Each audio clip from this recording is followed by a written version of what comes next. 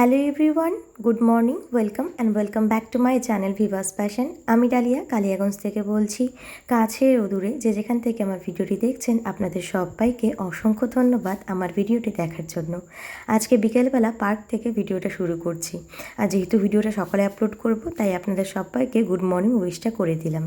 জানি না কেন প্রতি বছর আমার সাথে এই ঘটনাটাই ঘটে, আর তার জন্য মন খারাপ ছিল, আর তাই একটু পার্কে ঘুরতে গেছিলাম। ভিডিওটা শেষ পর্যন্ত দেখো, সবটা জানাবো। How are you? How are you?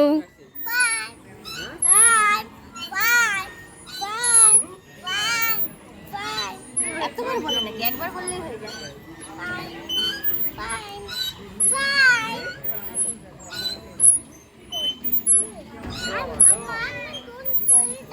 চলে যাচ্ছে, পিপি দিয়ে দিবি আরেকটু পরে। হ্যাঁ, হচ্ছে না, দাঁড়া আমি দোল দিয়ে দিচ্ছি। ভালো করে বসো। পিপি উল্টাই দেয়নি বাবা। আমাকে জোরে দাও তো। হ্যাঁ দিচ্ছি। ফোনটা রাখো না, জোরে দাও না, অনেকটা জোরে দাও না। ওই দেখো গাছে আম হয়েছে, কত আম। এই যে আম, থোকা থোকা আম।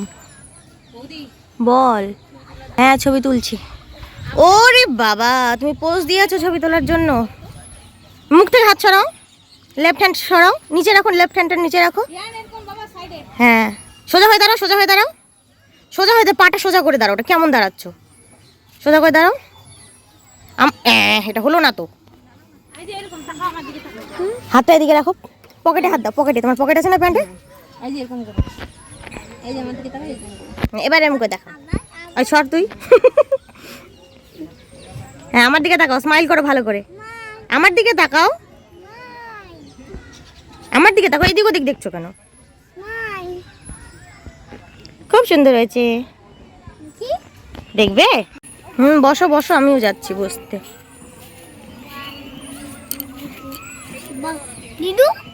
দিদু তো বাড়িতে আসেনি বাবা।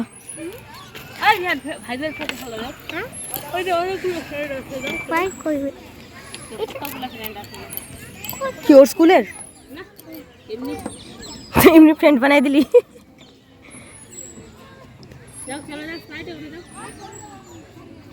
পায়েল ফুচকা আলা আসছে তোর জন্য, ফুচকা আলা আসছে তোর জন্য। ফুচকা খাবি? ওই দেখ কোমরটা বেঁকা করে দাঁড়ায় আছে। এই যে ফুচকা আলাটা পায়েলের জন্য কোমর বেঁকিয়ে দাঁড়িয়ে আছে। জ্বর হয়েছিল যে ওই দিন, এই লোকটার কাছে ফুচকা খাইছিলিস, কোমর বেঁকা লোকের কাছে। কোমর বেঁকা ফুচকা আলার কাছে ফুচকা খেয়ে পায়েলের শরীর খারাপ হয়ে গেছে। দিদি রিয়ান দিদি বলো খেল।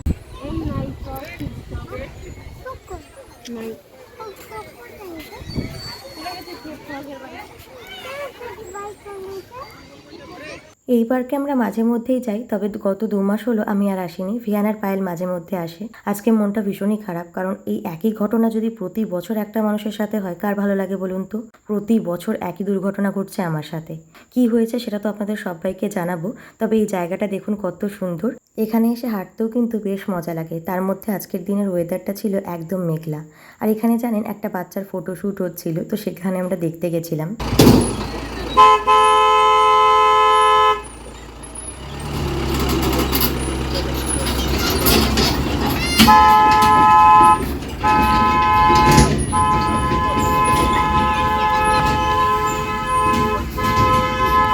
যতদূর আমি জানলাম যে সেটা অন্নপ্রাশন নিয়ে একটা ফটোশ্যুট ছিল। তো কারো ব্যক্তিগত জিনিস তো আমি ক্যামেরাবন্দি করে এভাবে সোশ্যাল মিডিয়ায় আপলোড করতে পারি না, তাই কিন্তু আমি সেই জায়গাটা শ্যুট করিনি। তবে সেখানে গিয়ে ভিহান যা জেদ করলো, ওই বাচ্চাটার যেগুলো খেলনা ছিল, ফটোশ্যুট হচ্ছিল, ও ওখানে যাবে, ওই বাচ্চাটার সাথে ও খেলবে, রীতিমতো জেদ করছিল। তাই ওকে ওখান থেকে ভুলিয়ে আনার জন্য আমি টয় ট্রেনে ওঠালাম, তারপরে টয় ট্রেনে করে বাড়ি চলে এসেছি। তো পার্ক থেকে অনেকক্ষণ হয়েছে আমরা চলে এসেছি। আর দেখো আমার চোখের মধ্যে কি হয়েছে, একটা বিশাল বড় আঞ্জনি হয়েছে। আই গেস এটাকে আঞ্জনিই বলে। তো এখন সন্ধ্যেবেলা, এখন ভিয়ানের ম্যাম এসছে, ভিয়ানকে পড়াচ্ছে। আর আমার অ্যানিভার্সারির আরেকটা পার্সেল আসা বাকি ছিল, সেই পার্সেলটা চলে এসছে। এটা হচ্ছে সেটা। তো তোমাদেরকে এখন আনবক্স করে দেখাই। তো এটা হচ্ছে আমার অ্যানিভার্সারির আরেকটা গিফট, একটা জুকের পার্স তোমাদেরকে দেখিয়েছিলাম, আর এটা হচ্ছে আমার সেকেন্ড গিফট। তো এটা আনবক্সিং করি এখন।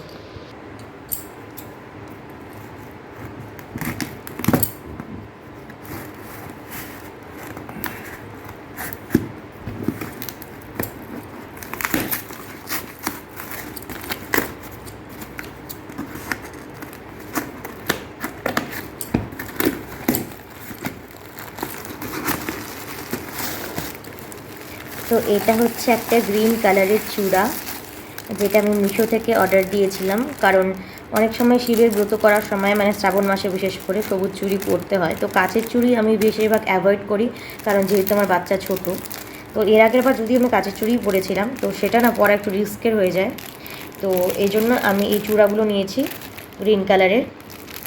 তো দেখো কেমন লাগছে। তো চূড়াগুলো দেখো কত সুন্দর নিয়েছি আমি। আমার তো ভীষণই পছন্দ হয়েছে, আমার মনে হয় তোমাদেরও ভালো লাগবে। তো তোমরা যদি চাও কমেন্টে আমাকে লিখে দিতে পারো যে তোমরা লিঙ্ক চাও, তাহলে কিন্তু আমি লিঙ্কটা দিয়ে দেবো। তো তোমাদের সাথে যেই কথাটা শেয়ার করছিলাম সেটা হলো, এই যে দেখতে পাচ্ছ চোখের মধ্যে আমার এই যে বড় সাইজের একটা গোটা, এটা যা ব্যথা করছে, আর এটার জন্য কিন্তু ছোটোবেলায় আমি দুবার আমার চোখটা কেটেছি, মানে অপারেশন হয়েছে। তোমরা এখানে দেখতে পাবে, দেখো এখানে আমার সেলাইয়ের দাগ আছে চোখে। সরি, ভুল চোখ দেখাচ্ছি, এই চোখে সেলাইয়ের দাগ আছে। অ্যাকচুয়ালি আমার দু চোখে হয়েছিল, তো এই চোখে উপরের পাতা হয়েছিল, আর এই চোখে দেখো এখানে একটা সেলাইয়ের দাগ। তো এখানেও এটা সেলাইটা বাইরের দিকে আছে, আর এটা সেলাইটা উপরের পাতায় ভেতরের দিকে আছে। তো মাঝে মাঝে আমি নিজেই কনফিউজ হয়ে যাই, কারণ আমি যখন ক্লাস 6-এ পড়ি তখন মনে হয় এই চোখেরটা হয়েছে সেলাইয়েরটা, আর এটা 7-এর শুরুর দিকে সম্ভবত। তো অত আমার ক্লিয়ার মনে নেই। তো এখন ওই জিনিসগুলো আগের বছরও হয়েছিল, তার আগের বছরও হয়েছিল, প্রেগনেন্সির পর সেগুলো আবার আমার মানে কী বলবো চোখে মুখে ধরা দিচ্ছে। তো এটা নিয়েই ভীষণ টেনশনে আছি, কারণ প্রচণ্ড ব্যথা করে, আর আমার একটাই ভয় আবার যাতে আগের মতো কাটতে না হয়। কারণ আমি আর চাই না, কারণ এইরকম একটা তুলো দিয়ে ব্যান্ডেজ করে গোটা চোখ মুখ 7 দিন বেঁধে রাখতে হতো আমাকে, আমার ওই দিনগুলো মনে আছে। তো সেই জন্য সেই জিনিসটা আমি আর চাই না। আর বিহান যদি আমাকে ওই অবস্থায় দেখে ভীষণ ভয় পেয়ে যাবে। তো এই কথাটাই বলার ছিল, যে আমি একটা শর্টেও শেয়ার করেছি যদিও, তো তোমরা যদি শর্টটা দেখে থাকো তাহলে বুঝতে পারবে, আর এই ব্লগটার সাথে রিলেট করতে পারবে। তো যাই হোক, এইটুকুই শেয়ার করার কথা ছিল, যেটা আমি ব্লগের শুরুতে বলছিলাম। তো ভিডিওটা যদি ভালো লেগে থাকে তাহলে অবশ্যই একটা লাইক করো, চ্যানেলে নতুন হয়ে থাকলে চ্যানেলটা সাবস্ক্রাইব করো। দেখা হচ্ছে পরের ব্লগে, বাই।